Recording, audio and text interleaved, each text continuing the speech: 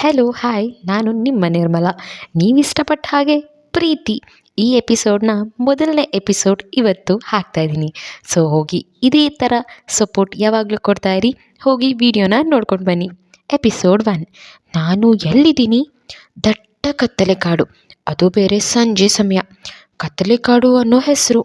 ಆ ಸಂಜೆ ಸಮಯ ಎಷ್ಟು ಭಯಾನಕವಾಗಿತ್ತು, ಇನ್ನಷ್ಟು ಕತ್ತಲೆಯಿಂದ ಕೂಡಿತ್ತು ಎಂದು ಊಹಿಸ್ಬೋದು. ಆ ಕಾಡಿನಲ್ಲಿ ಒಂದು ಸಣ್ಣ ಗುಡಿಸಲಿತ್ತು.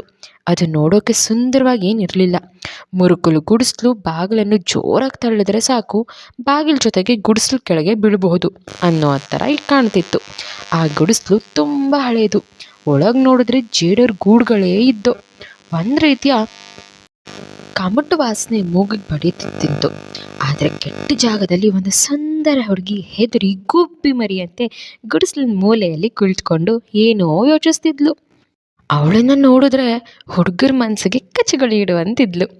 ಅವಳು ಗೋಧಿ ಬಣ್ಣ, ಸಾಧಾರಣ ಮೈಕಟ್ಟು, ಒಂದು ಕೆನ್ನೆಯಲ್ಲಿ ಮಾತ್ರ ಗುಳಿ ಬೀಳ್ತಿತ್ತು. ಕಪ್ಪು ಕೂದಲು, ಉದ್ದ ಮೂಗು ಅವಳನ್ನು ಆಕರ್ಷಕವನ್ನಾಗಿ ಮಾಡ್ತಿತ್ತು. ಗುಡಿಸಲಿನಲ್ಲಿ ಯೋಚಿಸುತ್ತಾ ಕುಳಿತಿದ್ದ ಅವಳು ಲೇಸಿಯಾಗಿ, ಯಾವ ಜಾಗ ಇದು? ನಾನು ಎಲ್ಲಿ ಬಂದು ತಗ್ಲಾಕೊಂಡಿದ್ದೀನಿ? ನಿಂಗೆ ಆಗಬೇಕಾಗಿತ್ತು ಇದು, ಮುಚ್ಕೊಂಡು ಒಂದು ಕಡೆ ಇರಬೇಕು ತಾನೇ ಅಂತ ಅವಳೇ ಬೈಕೋತಾ ಇದ್ಲು. ಅನುಭವಿಸು, ಎಲ್ಲ ನೀನೇ ಮಾಡ್ಕೊಂಡಿದ್ದು. ಹೀನಾ, ನಿನ್ನ ತಲೆಯಲ್ಲಿ ಏನು ಇಟ್ಕೊಂಡಿದ್ಯಾ?